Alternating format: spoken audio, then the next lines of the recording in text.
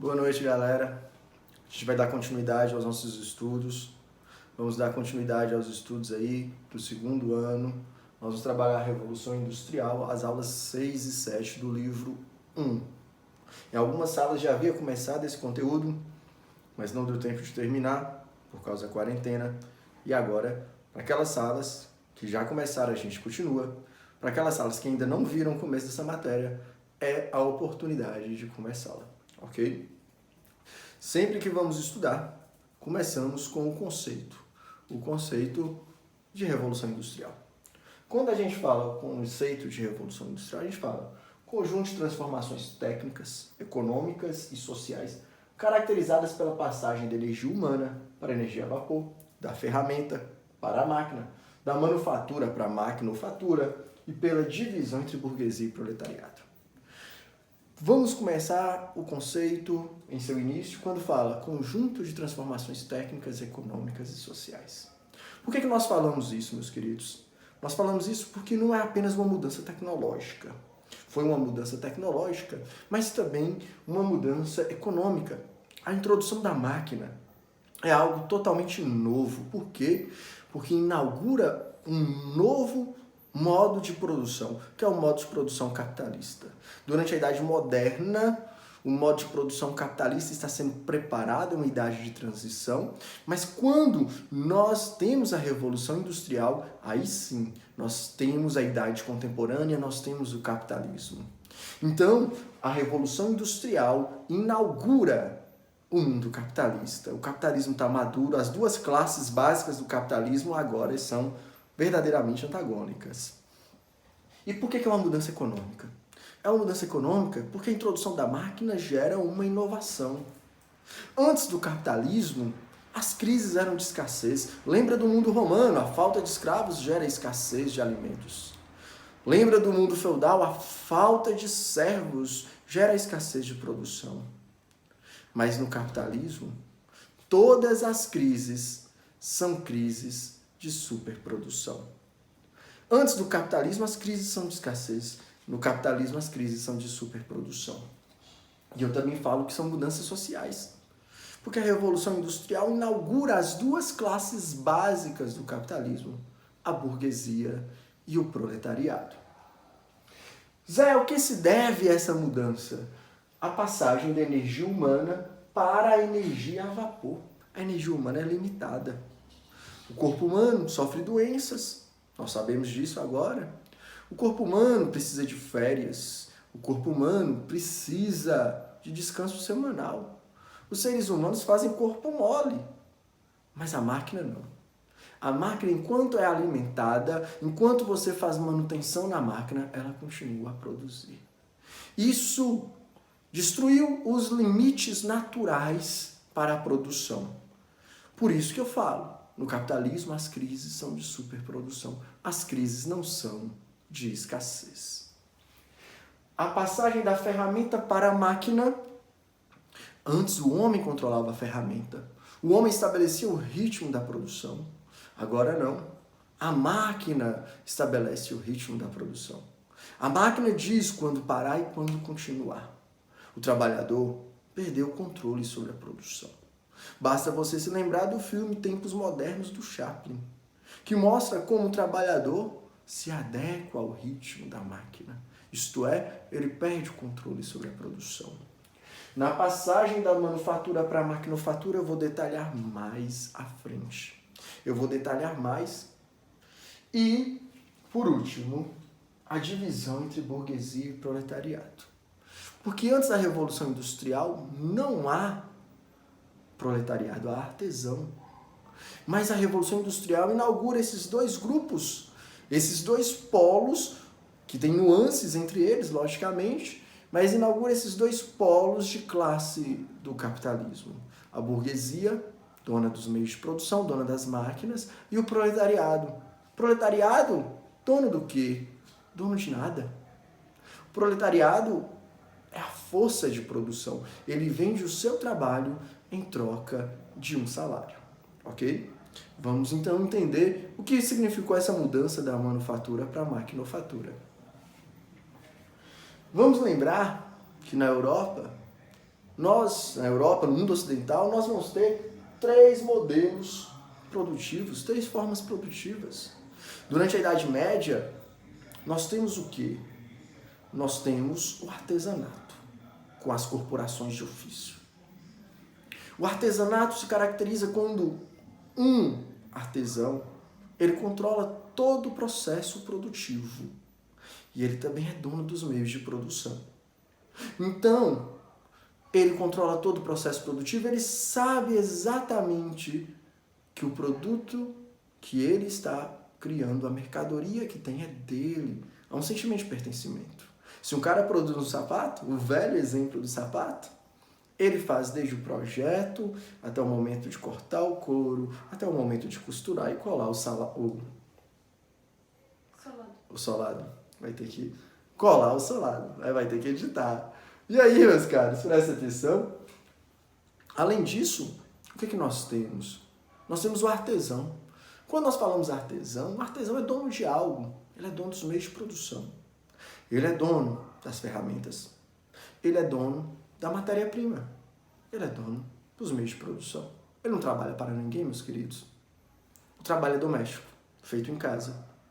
E o trabalho também é sem controle do tempo. Predominou quando? Predominou na Europa medieval até o século XV, na passagem para o XVI. Na passagem para o XVI até o século XVIII, nós temos a manufatura.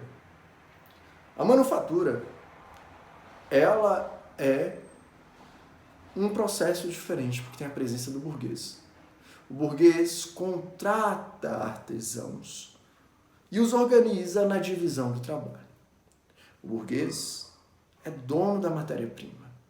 Contrata vários trabalhadores em um lugar diferente, oficina. Os artesãos ainda são artesãos porque são donos de algo. Donos do quê, meus queridos? Donos das ferramentas. Mas observem como gradualmente os trabalhadores estão sendo separados do quê? Dos meios de produção.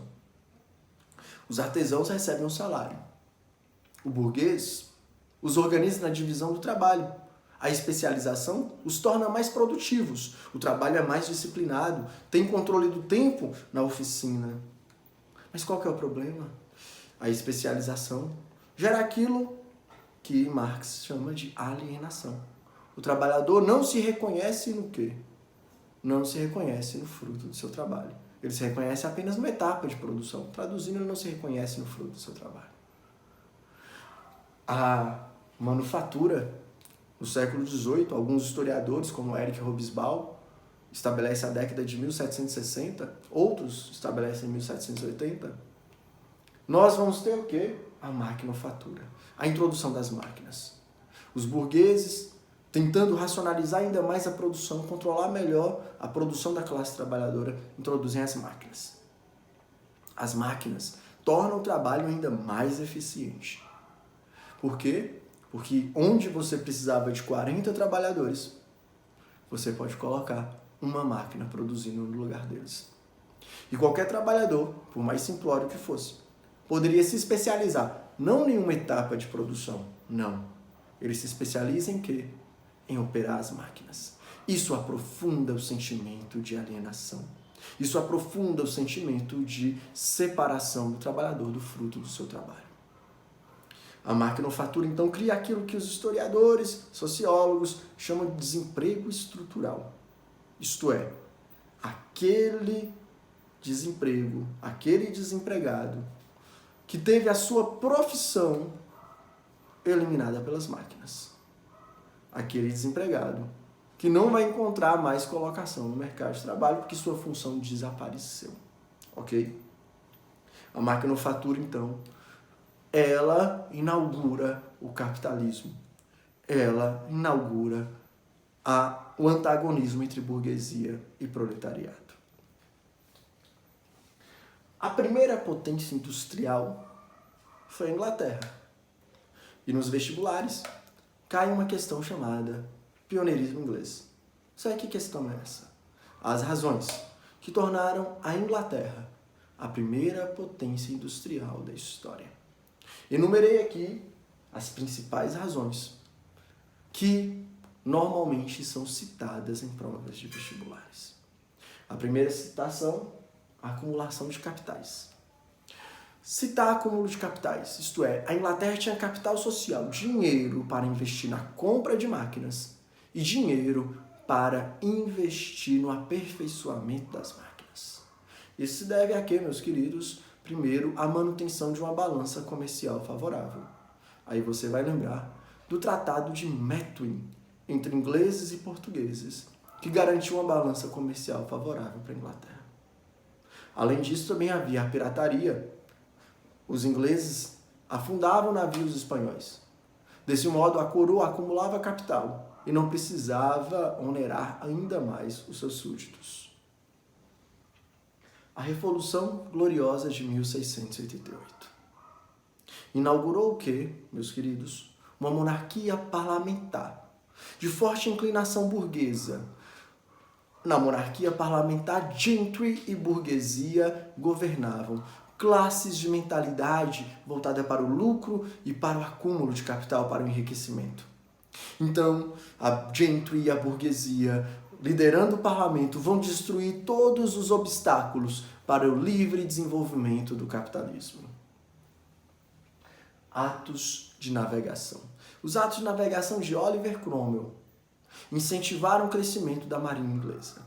E ela se tornou a maior marinha do planeta, mercante e militar.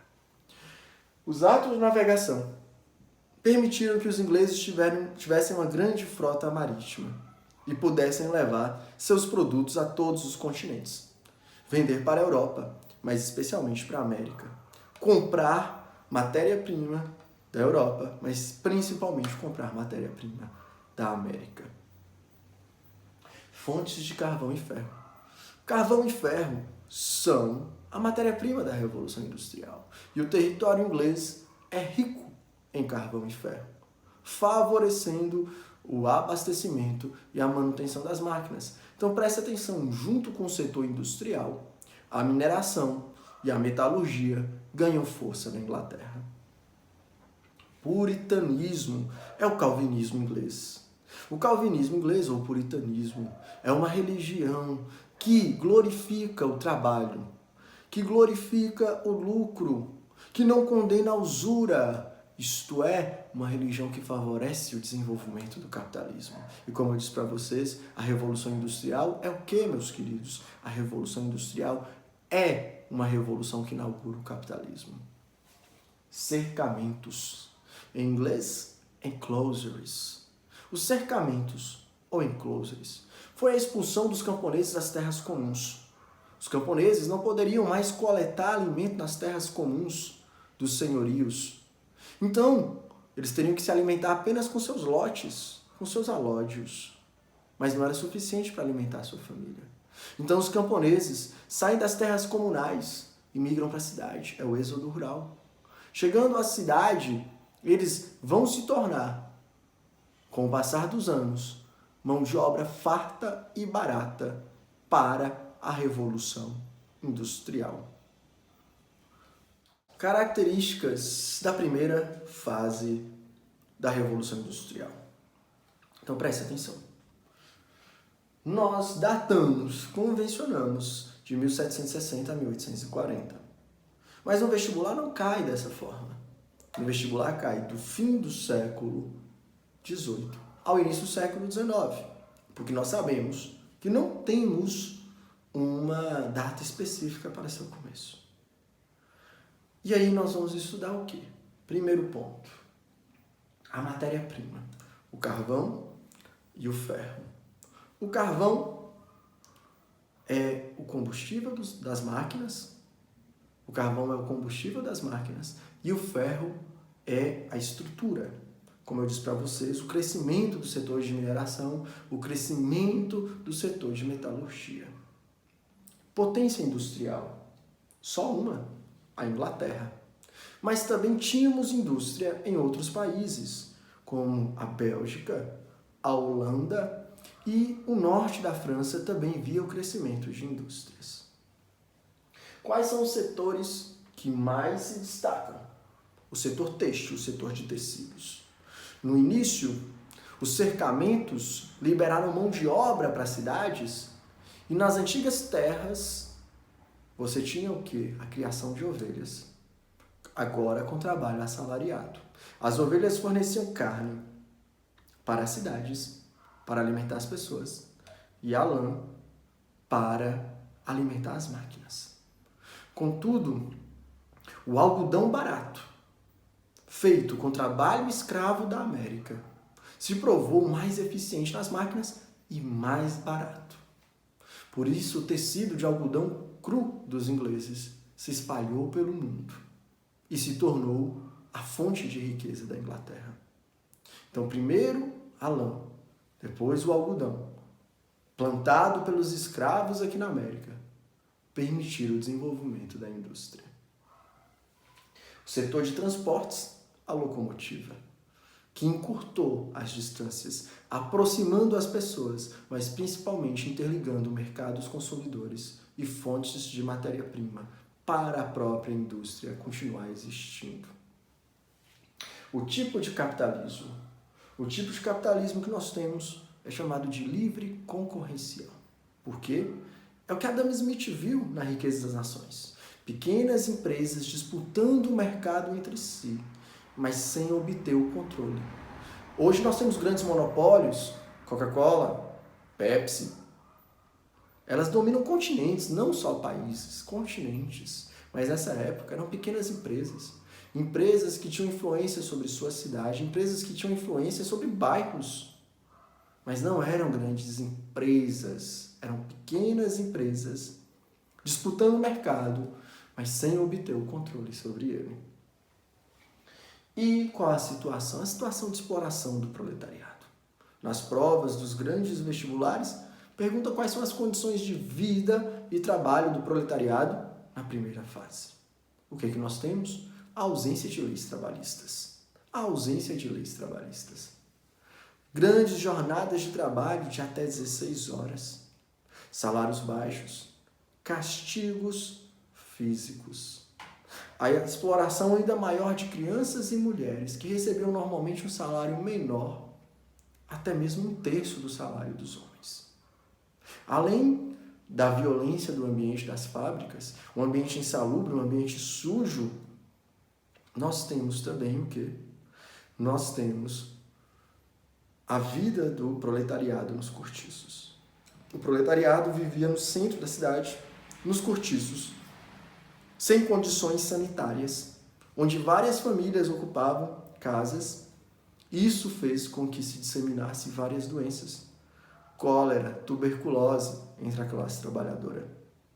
A situação de exploração era tão grande que houve também uma outra epidemia, o alcoolismo. Os trabalhadores, numa situação deprimente de vida, cediam ao alcoolismo. A Inglaterra vive uma epidemia de alcoolismo. E nós precisamos entender que se naquela época a riqueza fosse a medida da vida, os ricos viveriam e os pobres morreriam. Mas onde há opressão, meus queridos, também há resistência. Surgiu o movimento operário inglês, o movimento de resistência da classe trabalhadora. O primeiro movimento, o ludismo, é um movimento de quebra das máquinas e ele se encontra aí, na primeira Revolução Industrial. Os trabalhadores atribuíam às máquinas a causa do desemprego, a causa dos baixos salários. E eles estão certos, como eu falei para vocês, o desemprego estrutural. Contudo, havia uma falha no pensamento. Eles destruíam as máquinas e o que os burgueses faziam? As substituíam. E como os burgueses controlavam o Estado, os burgueses podiam fazer o quê? Os burgueses podiam reprimir a classe trabalhadora. Um movimento fracassado. Um movimento que ao mesmo tempo era realista e romântico. Queria voltar para um passado que não existia máquinas. E isso é impossível. Os outros movimentos estão na transição da primeira Revolução Industrial para a segunda Revolução Industrial. A prova do PAIS, que vocês vão fazer, cobra esses movimentos juntos para compará-los. E é isso que nós vamos fazer aqui. As trade unions, associações de trabalho, associações de trabalhadores. No início, eram grupos de autoajuda. Nos lembram a assistência social das corporações de ofício. Depois, se tornam um grupo de reivindicação. E os trabalhadores passam a reivindicar melhores condições de trabalho nas fábricas e melhores salários. Qual o instrumento dos trabalhadores? A greve. Quais eram suas principais reivindicações? Talvez a primeira delas era qual? A primeira delas era a redução da jornada de trabalho para 8 horas. Dentro das trade unions, nasce outro movimento, o cartismo, também chamado de cartas para o povo. Eu esqueci de falar uma coisa. As trade unions vão dar origem aos sindicatos modernos. Agora vamos voltar para o cartismo. O cartismo, ou Cartas do Povo para o Parlamento inglês. Os trabalhadores reivindicavam direitos políticos, isto é, o sufrágio universal, o direito de votar e o direito de ser eleito. Os trabalhadores entenderam que era o parlamento que criava as leis, e se eles quisessem leis trabalhistas, eles teriam que competir no parlamento com a burguesia. O crescimento das reivindicações dos trabalhadores leva com que o parlamento gradualmente ceda às propostas da classe trabalhadora. Além dos direitos políticos, os trabalhadores também queriam direitos trabalhistas. Então eles faziam essas petições ao parlamento, exigindo primeiramente direitos políticos, mas também direitos trabalhistas. Trade unions e cartismo deram certo. A jornada de trabalho foi reduzida gradualmente e os trabalhadores conseguiram fundar seu partido e vencer eleições. Eles fundaram o Partido Trabalhista Inglês e venceram suas eleições na década de 1860. Caríssimos, finalizamos aqui a nossa primeira aula via YouTube. E eu espero que vocês tenham aprendido o máximo de conteúdo dessa matéria. Não deixem de estudar, curte, compartilha e que a força esteja com vocês.